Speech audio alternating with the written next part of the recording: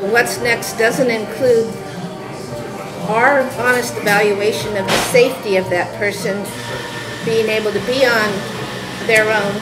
It means finding healthy, good boarding cares, healthy support systems, good case managers, whatever to set this person up.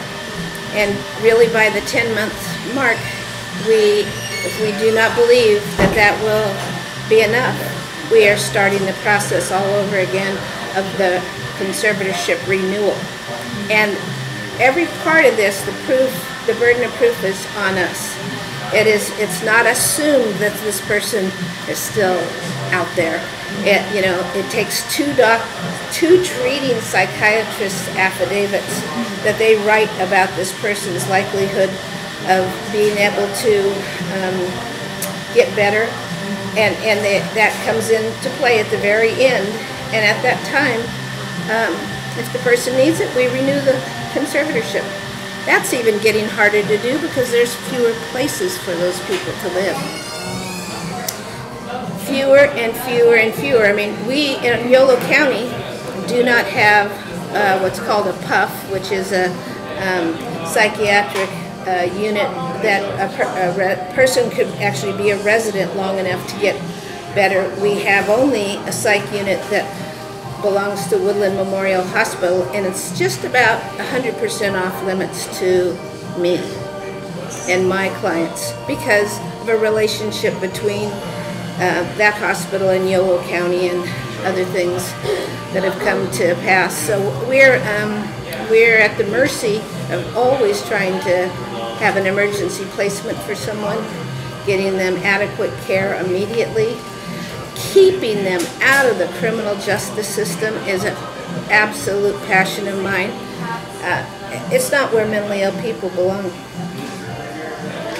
Do you have any ideas on how the healthcare reform that just passed the House might affect your office? Well, I don't, except I think some of the most needy will not be waiting 3 years to fall in get those services, and I'm a huge fan of President Obama. I've had a lot of faith in him. This health care has had to be, made into mush and stuck in the sausage tube, and it's not done yet. But when we get something, of course, a nationwide, I'll have more self-respect for me, not to mention government, when we do it right and finally give everyone access to health care. Ridiculous. Okay. Okay. Any other things that you want to add? Well, can I talk a little bit more about my office? Yes. Quickly? That's the opportunity. You guys will have to get the hook. I want to talk about the public administrative side just a little bit. Most particularly, I'm proud of the fact that Yolo County, to my knowledge, is the only county, at least in the Northern California, I haven't found it anywhere else, who truly takes concern about burial and cremation of indigents. We have an annual service. It's the last Friday in May every year, and we do a very dignified service where we have no idea how it's going to go. I may plan a speaker, and always we have some music, but it's the people who show up, the friends of a friend who has died, or a caregiver, or a provider, or people come in their scrubs sometimes. They just take that quick hour off to hurry over to participate, and we make it an open mic, so people stand up and say, wasn't late until late in this gentleman's life, I learned this and this about him, and he counseled me, I got this, just the most tender thing, and it's, I'll fight for that always, to be able to have that. And we're the only county that does that? Only one I know of. Wow. By comparison, I'm even afraid to say it on the tape what Sac County does. And previous public guardians haven't done this? No, I didn't initiate this. Oh, okay. My predecessor, Doug Kaplan, This was his idea, and he saved the money to build the first columbarium. That's what you call the monument wall with the niches that you put the cremains in, and purchased plots at the Woodland Cemetery. We got kind of priced out of the Woodland Cemetery in the early 2000s, and I went cemetery shopping and found the nice landing cemetery, who was very receptive. I mean, they were receptive, and I sweetened the deal by saying, I'm going to build a brand new columbarium for me. Would you like me to help you build one? So we built two.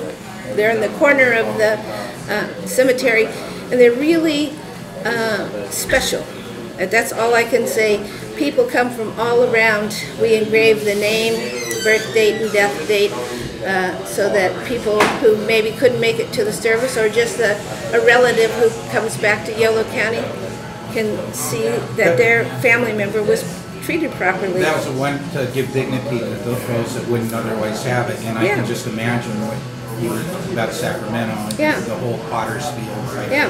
So. And I had to save that money for that columbarium out of my budget. It took about 1.5 years to just set aside the first amount, and then I raised a little bit more money, and then I approached the county. Would they possibly round up so I could build two at once, and Knights Landing would benefit, and the county certainly benefits.